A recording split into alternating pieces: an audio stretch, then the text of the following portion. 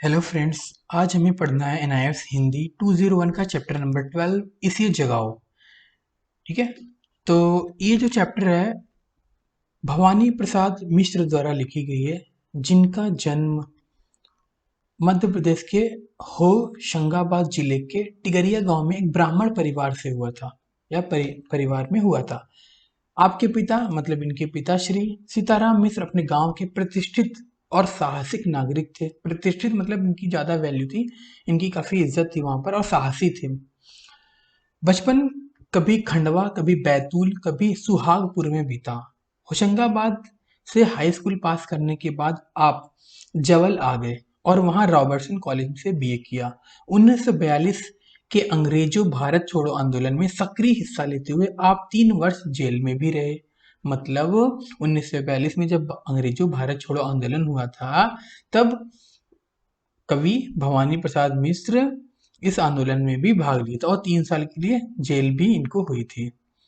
Jail में ही अपने आपने बंगला भाषा और कविंद्र कविंद्र रविंद्र की रचनाओं का गहन अध्ययन किया। मतलब बहुत अच्छे से अध्ययन किया जेल में ही, क्योंकि वहां पर टाइम ही टाइम होता है।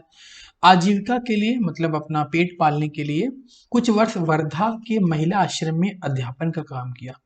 वर्ष है ना, कुछ साल किया कहाँ पर, वर्धा एक जगह है, वहां पर महिला आश्रम में इन्होंने टीचर का काम किया, मतलब टीचिंग करते थे।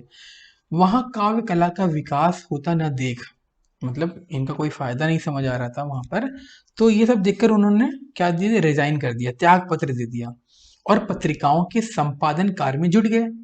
कुछ वर्ष के बाद होशंगाबाद से प्रकाशित पत्रिका कल्पना के संपादक मंडल भी रहे।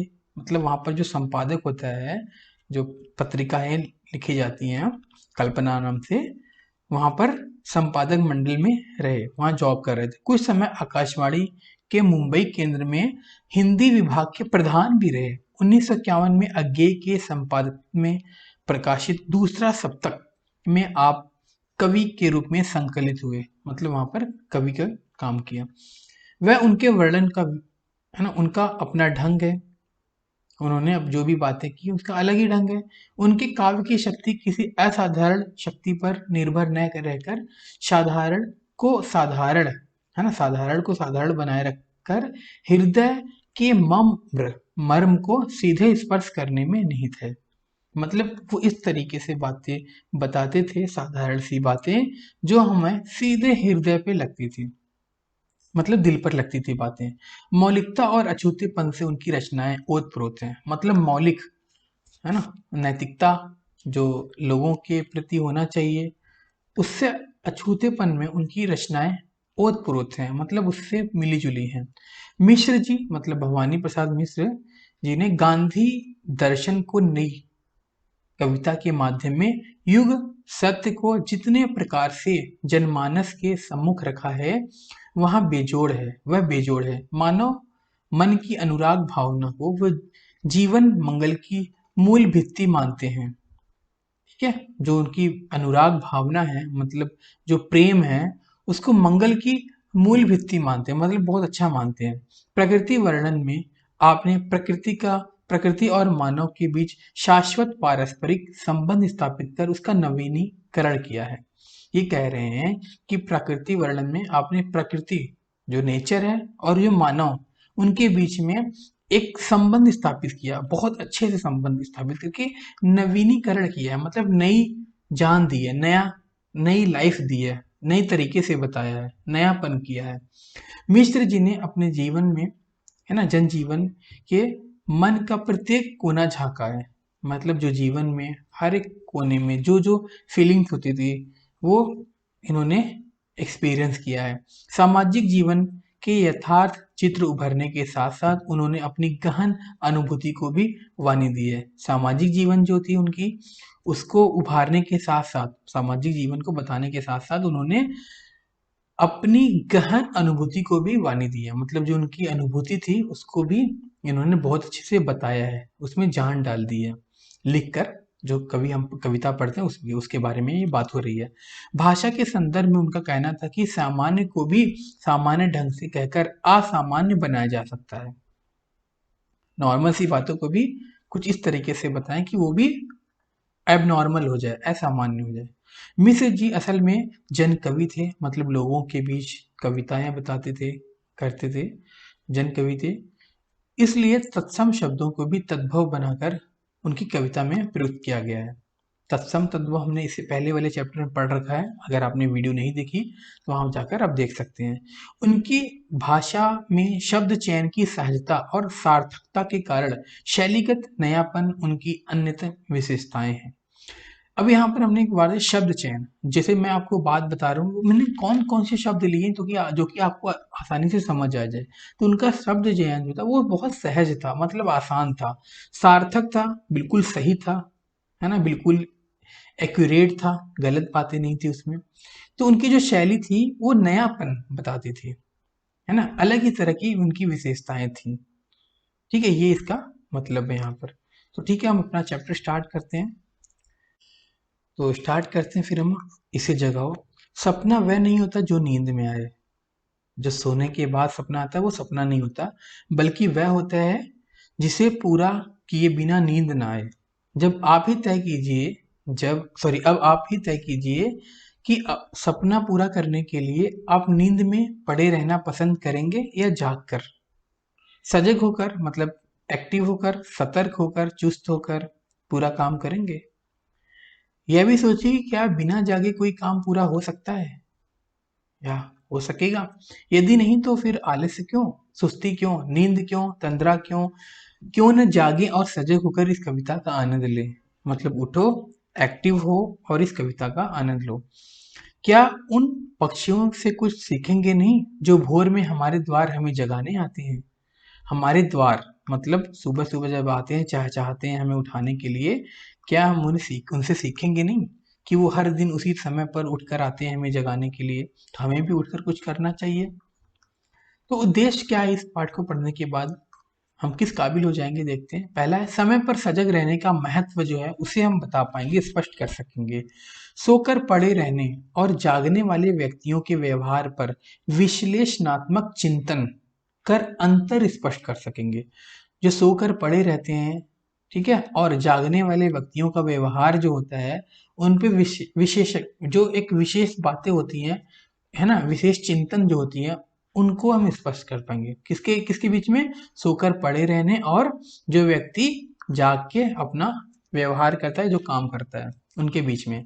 तीसरा है किसी विपत्ति से घबराकर, किसी परेशानी से घबराकर भागने और लक्ष्य को ध्यान में रखकर चलने में अंतर के बारे में समझें। मतलब विपत्ति है, उसे घबराकर भाग गए और लक्ष्य को ध्यान में रखकर चलने लगे, इन दो बातों में डिफरेंस भी सीख सकेंगे। जीवन में समय नियोजन के महत्व का वर्णन कर सकेंगे। समय नियोजन का मतलब समय को कैसे एडजस्ट करें, टाइम को किस तरह से अरेंज करें, हम उसको हम समझ सकते हैं। कविता का काव्य सौंदर्य, कविता को किस तरह से लिखा है, किस काव्य में लिखा गया, उसको हम स्पष्ट कर सकेंगे। कविता की भाषा पर भी टिप्पणी कर सकेंगे। अब है क्रियाकलाप 12.1। नींद में रहने को सोना और नींद में उठने को जागना क्यों कहते हैं। आमतौर पर जागने का लक्षण है हरकत में आना, काम में लग जाना अथवा सावधान होना। इसलिए कविता और गीतों में व्यक्ति समाज या देश को जगाने के लिए आह्वान किया जाता है, कोशिश किया जाता है, एफर्ट किया जाता है। आह्वान कविता हमने पहले ही पढ़ रखा है। उठ जाग मुसाफिर भोर भई, अब रैन कहाँ जो सोवत है। जो सोवत है वो खोवत है, जो जागत है वो पावत है। सीधी सी बात है, मुसाफिर उठ जाओ, है ना। तो ये सोने से क्या होता है ना, जो सोता है वो खोता है, जो जागता है वो पाता है। इस तरह से आप कविता और भी लिख सकते हो, यहाँ पर ये कह रहे हैं। उसके बाद जागने की तरह ही चलना का भी प्रयोग मनुष्य को गतिशील बने रहने, कुछ कर गुजरने की प्रेरणा देता है। देखिए क्या बातें हैं, क्या प्रेरणा है। वीर तुम बढ़े चलो, धीर तुम बढ़े चलो। सामने पहाड़ हो, सिन की दहाड़ हो, तुम निडर रहो, तुम निडर डरो नहीं, निडर रहो डरो नहीं, तुम अमर मरो नहीं। वीर तुम बढ़े चलो, धीर तुम बढ़े चलो। किसी दूसरे गीत या कविता को ऐसी पंक्तियों या पंक्तियां याद करके यहाँ लिखने के लिए बोल रहे हैं। तो आप अगर कोई कविता है ना तो इंटरनेट से आप लिख सकते हैं। तो हम आगे अपना मूल पाठ स्टार्ट करते हैं जो कि हमें हमारे लिए इम्पोर्टेंट है। हाशिए पर कोई शब्द लिखा हुआ वो देख लेते हैं। पवन का मतलब होता है हवा, वायु। बेखबर मतलब अनजान। वक्त का मतलब समय। बेवक्त मतलब असमय। अवसर बीत जाने पर इसका असली मतलब है इस कविता में, वो हम देखेंगे। तो पढ़ते हैं। भाई सूरज जरा इस आदमी को जगाओ, भाई पवन जरा इस आदमी को हिलाओ। यह आदमी जो सोया पड़ा है, जो सच से बेखबर सपनों में खोया पड़ा है। भाई पंछी इसके कानों पर चिल्लाओ, भाई सूरज जरा इस आदमी को जगाओ। वक्त पर लगाओ, वक्त पर जगाओ, नहीं तो जब बेवक्त जागेगा, जब बेवक्त जागेगा यह, तो जो आगे निकल गए हैं उन्हें पाने घबरा के भागेगा यह। घबरा के भागना अलग है, क्षिप्र गति अलग है। क्षिप्र तो वह है जो सही क्षण में सजग है। सूरज इसे जगाओ, पवन इसे हिलाओ, पंछी इसके कानों पर चिल्लाओ। भवानी प्रसाद मिश्रा, जिसके बारे में हमने मतलब जिनके बारे में हमने पढ़ रखा था। क्षिप्र का मतलब होता है तेज, सजग का मतलब जागा हुआ, चौकन्ना, एक्टिव रहना कि अब क्या होगा, वो सजग रहता है। तो आइए इस अंश को समझते हैं हम। पहला अंश जो है, अब हम कविता के अर्थ पर विचार करते हैं। कविता का क्या अर्थ है उस पर विचार करते हैं। इसे समझने से पहले कविता की प्रथम 10 पंक्तियों को पुनः ध्यानपूर्वक पढ़ लेते हैं। तो पहले 10 पंक्ति है, आप बैक कर कर वहां पढ़ लो, या मैं थोड़ा सा बैक कर देता हूँ, आपको समझा सकता हूँ कि पहली 10 पंक्तियों में कहाँ है। तो आप यहाँ से काउंट कर सकते हो, 1 2 3 4 5 6 7 8 9 10। तो ये पहली 10 पंक्ति है, भाई सूर्य से लेकर जरा इस आदमी को जगाओ। ठीक है, तो स्टार्ट करते हैं। इसका अर्थ हम देखते हैं क्या इसका अर्थ है। बहुत अच्छा लगेगा, आपको कुछ नया सीखने को मिलेगा। चलो, इन पंक्तियों में सूरज, हवा, पंछी, इन तीनों को संबोधित किया गया है, मतलब इसके बारे में बताया गया है। संबोधन का तरीका बड़ा ही आत्मीय है, मतलब आत्मा से रिलेटेड जो बातें होती हैं उसको हम आत्मा कहते हैं। दिल से भी समझ सकते हो आप, जैसे हम घर के भीतर ही परिवार के किसी सदस्य से बात कर रहे हो, भाई सूरज, भाई पवन, भाई पंछी, है ना। इस तरह से यहाँ पर इसका मतलब निकल रहा है। आप जानते हैं कि सूरज जिंदगी देने वाला है, वह हमें प्रकाश तो देता ही है, उष्मा भी देता है, जो इस संसार को प्राणवान बनाए रखने के लिए अनिवार्य है, मतलब जरूरी है। संसार को प्राणवान मतलब इसके अंदर जान हो, ऐसा बनाए रखने के लिए जरूरी है। सूरज के निकलने पर ही मनुष्य और पशु पक्षी जागते हैं और रोजमर्रा के कामों में जुड़ जाते हैं। जीवन को सुचारू रूप से, मतलब सही तरीके से एक सिस्टम से चलाने के लिए प्रकृति का दूसरा अति आवश्यक तत्व है क्या, हवा। अगर हवा नहीं है तो कुछ नहीं होगा, ऑक्सीजन नहीं मिलेगा हमें, अगर साइंस के स्टूडेंट हो आप। चलो, हवा लगातार कभी तेज, कभी हल्की और कभी बहुत हल्की चलती ही रहती है। हवा कभी रुकती नहीं, इसका मतलब है हवा हमेशा गतिशील रहती है। गतिशील मतलब हमेशा चलती रहती है, जिसको मोबाइल कहते हैं इंग्लिश में। इंग्लिश में मोबाइल को हम कहते हैं और हिंदी में कहते हैं गतिशील। सक्रिय रहती है, एक्टिव रहती है हमेशा। जैसे आपका मोबाइल हमेशा एक्टिव रहता है अगर उसके अंदर चार्ज है, तो इसी तरह हवा भी हमेशा चार्ज होती है, इसको चार्ज करने की भी ज़रूरत नहीं है। प्रकृति के जीवन मतलब जान होने का एक और महत्वपूर्ण लक्षण है पंछियों का कलरव, यानी पंछियों को या पंछियों का चहचहाना और उनकी अन्य आकर्षक गतिविधियां, जो अट्रैक्ट करने वाली एक्टिविटीज हैं, वो आपको क्या करती हैं, अट्रैक्ट करती हैं, बहुत अच्छा लगता है आपको। अब जरा इस बताइए कि अगर कोई आदमी सोया हुआ है तो उसे जगाने के लिए क्या क्या करेंगे। आप उसे हिलाएंगे, आवाज देंगे, उनके कानों पर चिल्लाएंगे। इस कविता में एक सोए हुए आदमी का चित्र है, मगर यह जो सोया हुआ आदमी है वह नींद में सोया हुआ नहीं है, बल्कि जैसे सोने वाला आदमी आसपास के वातावरण से बेखबर रहता है, उसी तरह यह आदमी इस अर्थ में सोया हुआ है कि इसके इर्द गिर्द की दुनिया में क्या कुछ घटित हो रहा है उससे अनजान है, उसे पता ही नहीं चल रहा क्या है। यह आदमी वक्त को ठीक से नहीं पहचान रहा, दुनिया और समाज का आज का सच क्या है उसे पता नहीं है। वह इस सबसे बेखबर सपनों में सोया हुआ है। क्या आप सपने देखने और सपनों में खोए रहने में अंतर बता सकते हैं? जी हाँ, आप बता सकते हो। तो आगे पढ़ते हैं हम। सपने देखना और सपनों में खोए रहना दो अलग अलग स्थिति है, दो अलग अलग चीजें हैं। सपने देखना आदमी की जिंदगी का महत्वपूर्ण अंग है। हम भविष्य के लिए सपने बुनते हैं, फ्यूचर के लिए सपने बनाते हैं और सपनों को साकार करने के लिए प्रयत्न भी करते हैं, कोशिश भी करते हैं। लेकिन सपनों में खोए रहने का अर्थ है केवल कल्पना में डूबे रहना। जीवन जीवन में निष्क्रिय होना मतलब सिर्फ एक सोच रहे हो कि ये हो जाएगा और कुछ कर नहीं रहे हो। तो ये सपना नहीं है। कल्पना में डूबे रहना कोई सपना नहीं है। आप लग जाओ, उतनी मेहनत करो ताकि जो आपने सोच रखा है, सपना सोच रखा कि मुझे ये करना है या देख रखा है वो करना है, तो वो करो, मेहनत करो, तब आपका सपना साकार होगा। ऐसा नहीं कि सोच के बस बैठे हो, खोए हो कि वो हो जाए ना, ऐसे नहीं हो सकता। जीवन में निष्क्रिय हो जाओगे। जीवन में आपकी जिंदगी में कोई जान नहीं रहेगा, एक्टिव नहीं रहोगे आप। करोगे तब एक्टिव रहोगे। जो आदमी अपनों में खोया रहता है वह सपने के सच को पाने के लिए प्रयास करने का समय खो देता है और तंद्रा टूटने पर खुद को वहीं का वहीं खड़ा पाता है।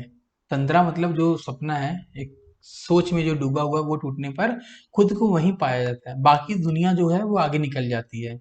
देखो इतना अच्छा सा फिगर बना रखा है यहाँ पर। चलो, अब आप समझ गए होंगे कि कवि ने किस खूबसूरती में या खूबसूरती से आम शब्दों का प्रयोग किया है। ऐसी सावधानी से किस बात इसी सावधानी से कि इस बात को विशेष है।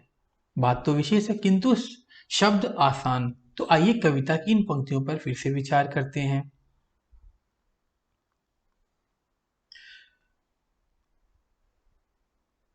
हमारे आसपास ऐसे बहुत से लोग हैं जो समय के सच को न पहचान कर उसके साथ न चलते हुए अपने हवाई किले बना दें। मतलब सपने में खोए रहते हैं, हवा हवाई बातें करते हैं, वही है हवाई किले बनाते हैं। दरअसल एक्चुअली वे लोग आंखें खुली होते हुए भी सोए हुए व्यक्ति के समान है। इस तरह की अनेक कहानियां आपने बचपन में कभी पढ़ी होंगी या सुनी होंगी। शेख चिल्ली की कहानी तो आपने अवश्य सुनी होगी। ये आपने सभी को शेख चिल्ली हो गए हो, मतलब सिर्फ सोच रहे हो, कर नहीं रहे हो। जिसमें शेख चिल्ली सपनों में खोया रहता है और ससुर गंवा देता है। सपने में खोया रहता है और सब कुछ, सर्वस्व गंवा देता है, सब कुछ गंवा देता है। इसी प्रकार आपने टेलीविजन पर मुंगेरी लाल के हसीन सपने नाटक देखा होगा, सीरियल देखा होगा, जिसमें वो सिर्फ सपने देखता है, हसीन हसीन सपने होते हैं और करता कुछ नहीं है। जिसमें मुख्य पात्र सपनों में ही खोया रहता है, उसे कुछ हासिल नहीं होता। कवि सूरज से ऐसे व्यक्ति को जगाने के लिए कहता है जिसके भीतर क्रियाशीलता मतलब काम करने की क्षमता की गर्मी भर देने के लिए कहता है कि वो काम करने लगे।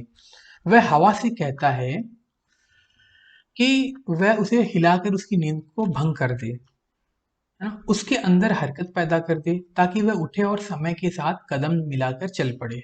कवि पंखी से कहता है कि वह व्यक्ति के कानों पर चिल्लाए ताकि उसका ध्यान अपने सपनों की दुनिया से निकलकर जीवन की वास्तविक दुनिया की ओर जाए।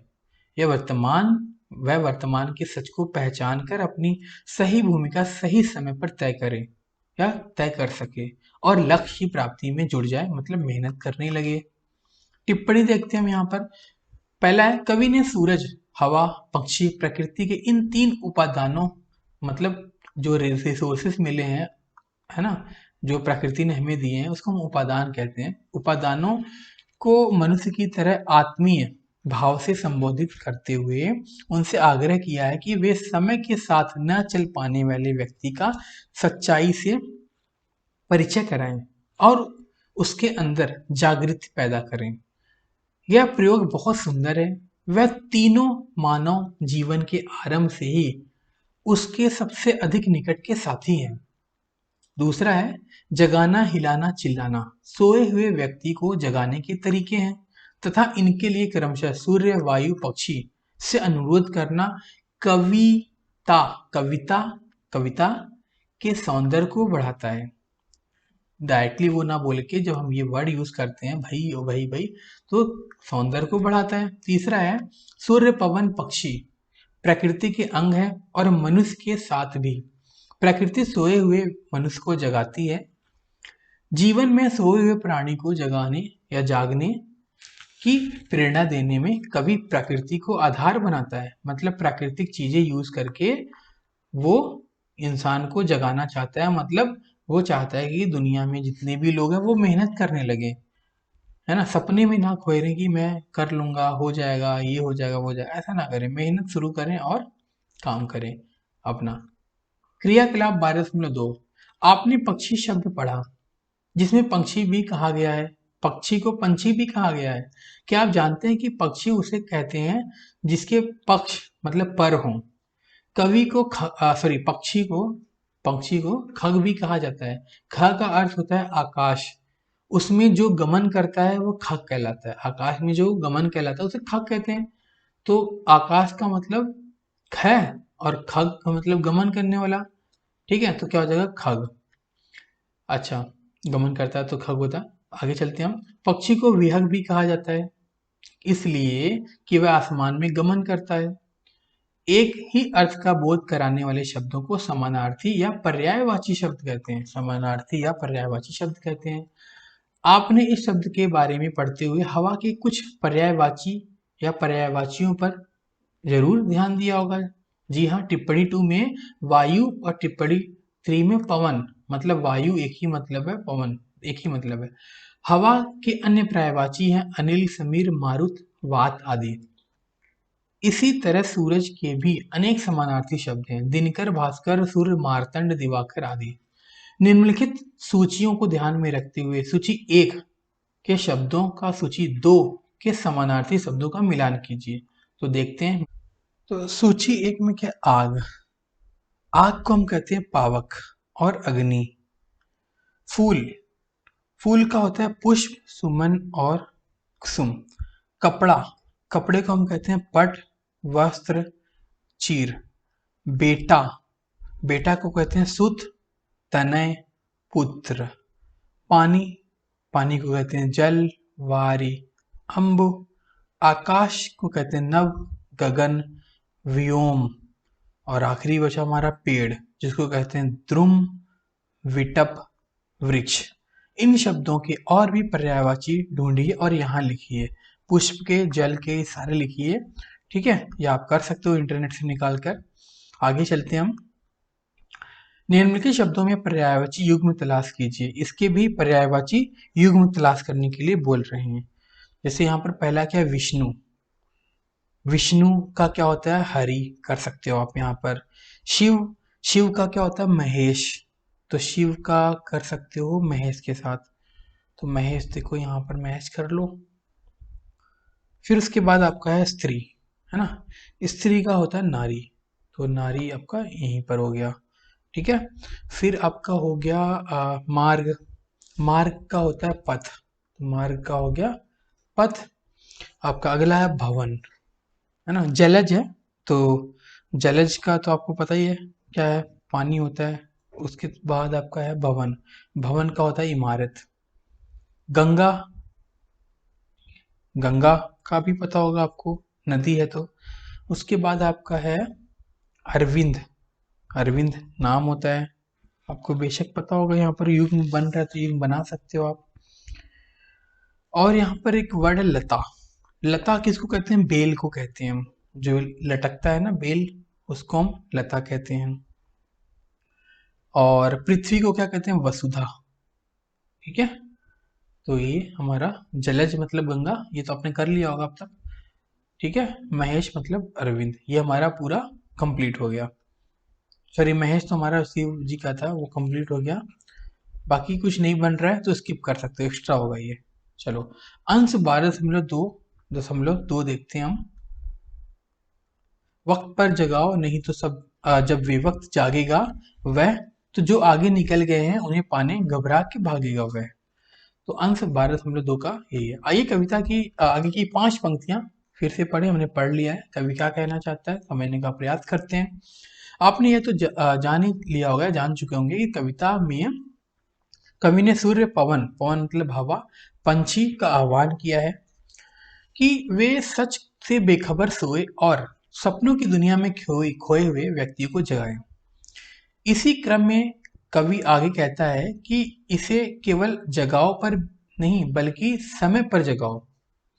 अगर वह समय पर नहीं जागा तो उसके साथ के लोग आगे निकल जाएंगे, अर्थात मतलब दूसरे लोग तरक्की कर जाएंगे और वो पिछड़ जाएगा। समय बीत जाने पर जब इसे पिछड़ने का बोध होगा तो यह उसकी बराबरी करने के लिए घबरा कर भागेगा, यानी हड़बड़ाहट में कुछ करने का प्रयास करेगा और कुछ कर नहीं पाएगा। परिणाम मतलब रिजल्ट यह होगा कि उसे क्रोध आएगा, गुस्सा आएगा, मानसिक तनाव होगा उसको, वह खुद से लड़ता रहेगा और परिणाम स्वरूप मतलब एज अ रिजल्ट जीवन में असफल होता जाएगा। आप अच्छी तरह जानते हैं कि जो लोग किन्हीं कारणों से जब किसी काम को टालते रहते हैं तो ऐन वक्त पर, मेन जो टाइम आता है ऐन वक्त बोलते हैं उसको, पर घबराहट होने लगती है उनको।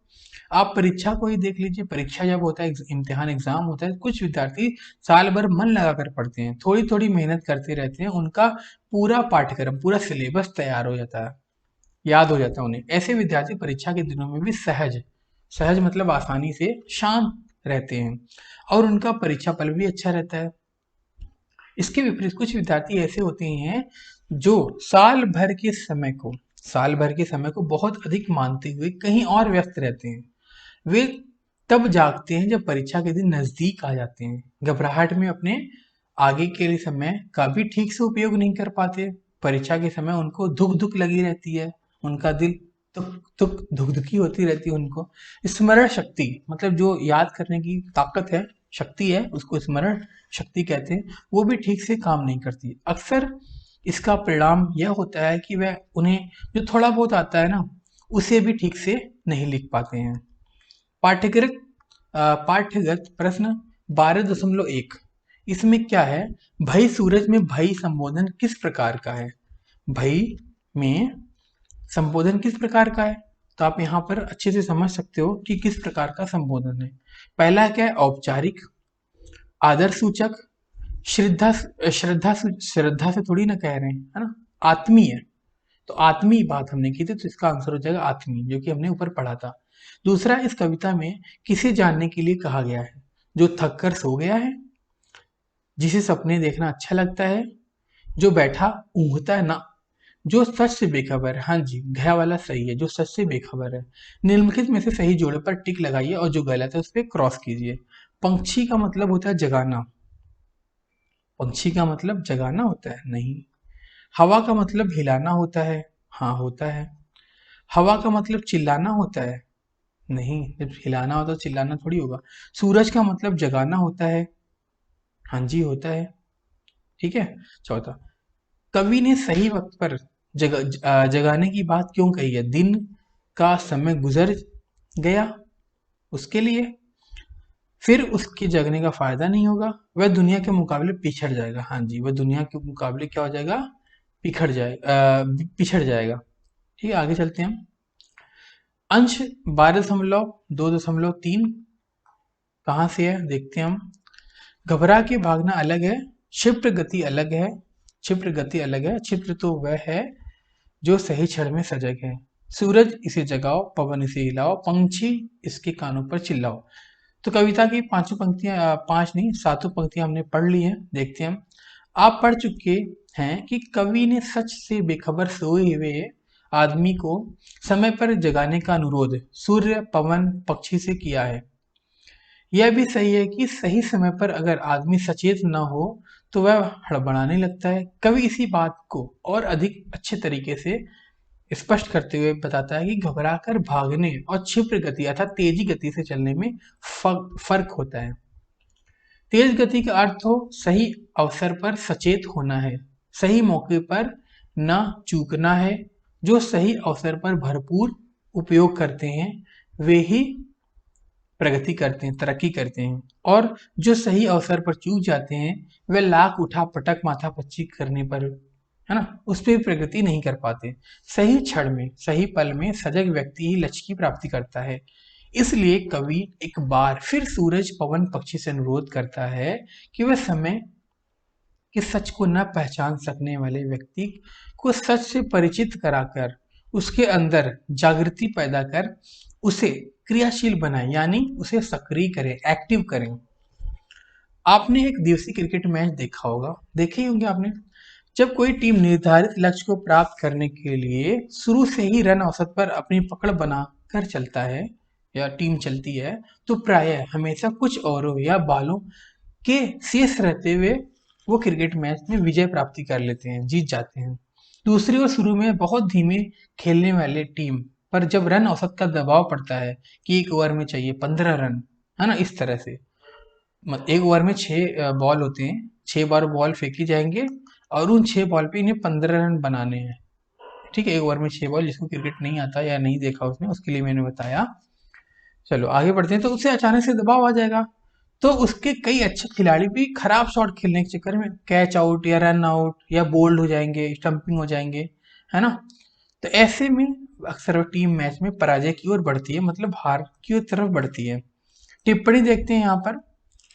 घबराकर भागने क्षिप्र गति में अंतर बताकर कवि ने समय और अवसर पर सचेत रहने के महत्व को बड़ी सरलता से स्पष्ट कर दिया है।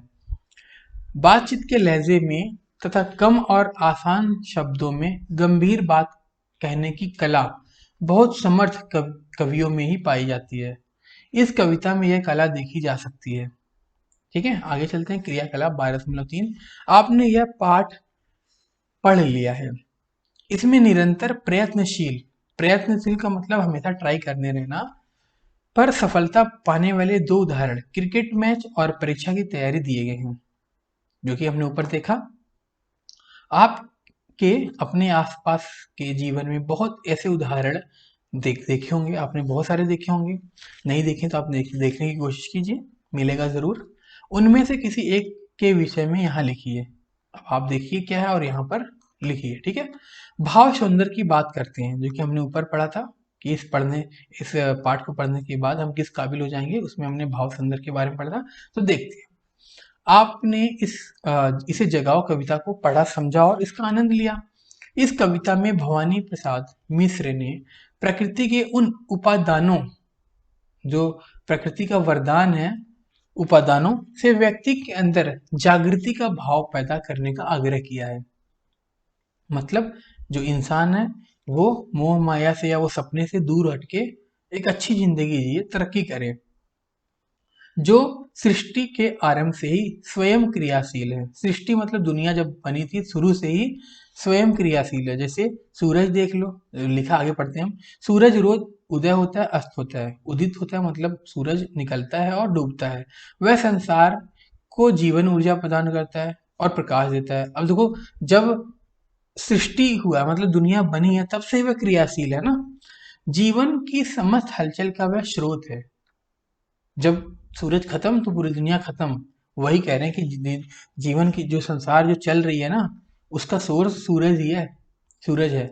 हवा निरंतर चलती रहती है, वह भी संसार को जीवन प्रदान करती है। यह तो आप जानते हैं कि पक्षियों का कलरव प्रातः काल से ही जीवन के गीत सुनाता है। इस तरह सोए हुए या समय की गति न पहचानने वाले आदमियों को जगाने और क्रियाशील एक्टिव होने का संदेश देने के लिए यह उचित माध्यम है, सही तरीका है। कवि ने यहाँ अपनी कल्पना और जीवन जगत के गहरे अनुभव का प्रयोग किया है।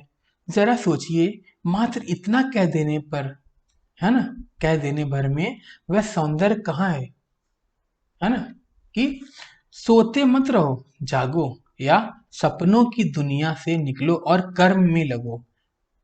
क्या इस कविता को पढ़कर आपने भी ऐसा महसूस किया है? कवि ने प्रगति का अर्थ तो बहुत सुंदर ढंग से व्यक्त किया है।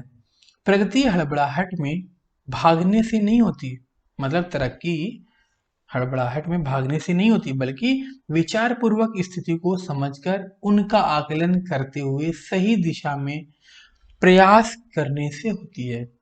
इसके लिए आदमी को निरंतर सजग और सक्रिय रहने की आवश्यकता है। भवानी प्रसाद ने इसी तरह आम जनजीवन की रोजमर्रा की जिंदगी को अनेकों अनेक उदाहरण लिए हैं, लगने वाली बातों को अपनी कविता का विषय बनाया है। जो हमारी जिंदगी में उदाहरण है उसकी हेल्प से वे सहज मानवीय संवेदनाओं के कवि हैं। मतलब इंसान की जो मानवीय हरकतें हैं उसकी कविता सरल भाषा में उनकी संवेदनाओं को बताते हैं, इसलिए ऐसा कहा गया है उनको। भाषा सौंदर्य देखते हैं 12.4 में। इस कविता है ना, इसे जगाओ कविता को पढ़ते हुए आपने अनुभव किया होगा कि इसमें आम बोलचाल की भाषा का प्रयोग किया गया है। अन्य कविताओं से तुलना करने पर हम पाते हैं कि भवानी प्रसाद मिश्र कविता में चमत्कार पैदा करने के लिए अप्रचलित या संस्कृतनिष्ठ शब्दों का प्रयोग नहीं करते। मतलब जो चल नहीं रहा है ना वैसे शब्द प्रयोग नहीं करते, और संस्कृत वाले शब्द भी प्रयोग नहीं करते। प्रचलित शब्दों और मुहावरों के प्रयोग से ही वे बड़ी से बड़ी बातें कह देते हैं।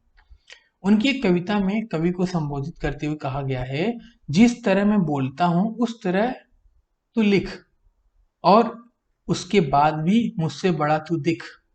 कितनी अच्छी बात है। जिस तरह आम आदमी बोलता है उस तरह की भाषा में उच्च कोटि की कविता करना अत्यंत कठिन काम है। मतलब बहुत कठिन काम, जिस तरह से आप बोल रहे हो ना और उसको कविता में लिखना चाहोगे तो आप नहीं लिख पाओगे, आपके लिए तो बहुत कठिन होगा। तो पहले के कवि थे वो इस तरह से लिखते थे। भवानी प्रसाद मिश्र ने इस चुनौती को स्वीकार किया और वे निरंतर मतलब लगातार आम बोलचाल की भाषा में भी जनता की संवेदनाओं, जनता की जो फीलिंग्स थी और उनके जो भाव थे, इमोशंस थे, उसको व्यक्त करते रहे आम भाषा में। वे भाषा की सादगी के समर्थ कवि थे। मतलब भाषा जो सीधा सा होना चाहिए, सिंपल होना चाहिए, उसमें समर्थ थे, उस काबिल थे। आपने इस कविता में संबोधन पर ध्यान दिया है ना, क्या था, क्या संबोधन था? भाई सूरज इसे जगाओ। लगता है जैसे कवि अपने किसी बहुत ही आत्मीय से बात कर रहा है ना, मतलब अपने परिजन से, अपने दोस्त से इस तरह से बात कर रहा है। भाई के साथ संबोधन हिंदी बोलने वाली जनता की आम शैली है। जैसे हम कहते हैं ना, भाई खाना हो गया क्या, भाई तुम भी तो कर सकते थे, वही बात है। कवि ने सूरज के पर्यायों दिनकर, मार्तंड, सविता आदि का प्रयोग न करके सूरज ही लिखा है, जो आम बोलचाल की भाषा है। इस प्रकार पंक्षी आदि भी आम बोलचाल के शब्द हैं। चलो आगे पढ़ते हैं हम। कविता में बातचीत की शैली अपनाई गई है। कवि मानो सूरज, हवा और पंछी से जो उसके नितांत सब अपने हैं, अपने ही साथी को जगाने का अनुरोध कर रहा हो और फौरन जगाने का कारण बताकर उन्हें तर्क संगत ढंग से समझा रहा हो। अब हमारा आ गया पाठ्यगत प्रश्न 12.2। सर्वाधिक उपयुक्त विकल्प चुनकर आपको बताना। तो पहला क्वेश्चन यहाँ पर क्या है देखते हैं हम। कविता में क्षिप्र किसे बताया गया है? तो जो अक्सर छू नहीं सकते, ठीक है, उसको उनको बताया गया था। बाकी आप पढ़ सकते हो। सही कथन के आगे टिक करना है और जो नहीं है उसके आगे क्रॉस करना है। घबरा कर भागने और क्षिप्र गति में अंतर। हाँ सही बात है। जो सही क्षण में सजग है उसे घबराहट होती है? नहीं, घबराहट तो होती नहीं, वो तो आराम से, जैसे मैंने एग्जाम का एग्जाम्पल लिया था, जो शुरू से ही सजग है उसे क्या घबराहट, उसे आराम से मस्ती से पेपर देता है। चलो, जो सही क्षण में सजग है वह क्षिप्र है। तो ये तो आपको लग रहा होगा कि ये क्या होना चाहिए, बताओ। ग जो सही आ, में विपक्ष है, तो हाँ, तो ये तो सही हो जाएगा। हमने ऊपर पढ़ा था ना, जो सही क्षण में सजग है वही क्षिप्र है। ठीक है, तो दूसरे का ग जो है आपका वो सही है। चलो आगे चलते हैं। घबरा कर भागने वाला व्यक्ति वास्तव में क्षिप्र नहीं होता। हाँ जी बिल्कुल, वो तो बस उसने इस तरह से काम नहीं किया तो लास्ट में आके ऐसा हो जाता है। कवि ने जगाने का अनुरोध सूर्य, पवन और पक्षी से किया है क्योंकि वे क्या प्राकृतिक हैं, क्रियाशील हैं, प्रगतिशील है और अनुभवी है। इसमें से कौन सा है वो आपको बताना। वो क्रियाशील है। जब सृष्टि की रचना हुई, मतलब जो दुनिया बनी, तब से ही वो क्रियाशील है, इसलिए खा ऑप्शन सही है। चौथा देखते हैं हम। इसे जगाओ कविता में कवि ने कैसे शब्दों का प्रयोग किया है? अलंकारिक, सांस्कृतिक, चमत्कारिक, बोलचाल। तो ये तो हमने कितनी बार पढ़ लिया, बोलचाल भाषा का यूज करते थे वो।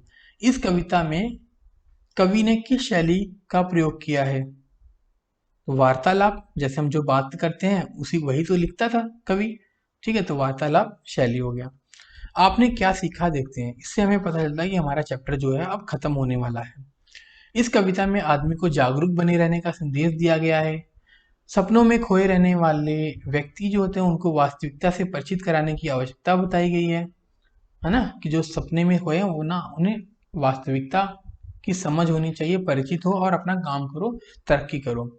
तीसरा है दिशाहीन भटकने की अपेक्षा सोच समझकर प्रयास करने को महत्व दिया गया है। चौथा है इन विचारों को व्यक्त करने के लिए प्रकृति के उपादानों का इस्तेमाल किया गया है। मतलब प्रकृति का जो हमारे को दिया गया है ना, क्या दिया गया अभी मैंने ऊपर बताया था आपको, है ना, प्रकृति का जो दिया गया वरदान है वो। ठीक है, पांचवा देखते हैं हम। भवानी प्रसाद मिश्र सहज मानवीय संवेदना के कवि हैं। उन्होंने अपनी कविता में आम बोलचाल की भाषा का प्रयोग किया है। कवि असाधारण शब्दों और आम भाषा में गंभीर विचारों को व्यक्त करने में समर्थ है। आठवां है कविता में बातचीत की शैली का सुंदर प्रयोग हुआ है। योग्यता विस्तार देखते हैं हम। कवि परिचय ये सब हमने पहले ही पढ़ रखा है। ठीक है, तो थोड़ा सा फिर भी पढ़ लेते। 1914 में हुआ था। कल्पना नामक पत्रिका संपादन किया था। आकाशवाणी में सेवारत थे। गांधी जी के अहिंसावादी विचारों से प्रभावित हुए थे। नौकरी के अवकाश पाने में गांधी साहित्य के संपादक मंडल के सदस्य के रूप में भी काम किया था। 1985 में इनका निधन हो गया था। भवानी प्रसाद मिश्रा का जीवन सादगीपूर्ण था। कविता में भी सहज, सरल और बोलचाल की भाषा का प्रयोग करते थे। आम बोलचाल की भाषा में बातचीत को अंदाज में कविता के लिए ना नई कविता के विशिष्ट कवि के रूप में जाने जाते हैं। मतलब जो हम आम बात करते हैं ना वो कविता में वो बताते थे, वो लिखते थे, इस रूप में वो जाने जाते हैं। लयात्मक उनकी कविता की प्रमुख विशेषता है। मतलब एक लय में कविता को बताते थे वो, उनकी विशेषता है। गीत फरोश, बुनी हुई रस्सी, त्रिकाल संध्या, चकित है दुख, खुशबू के शिलालेख और काल जयी इनकी प्रमुख काव्य पुस्तकें हैं।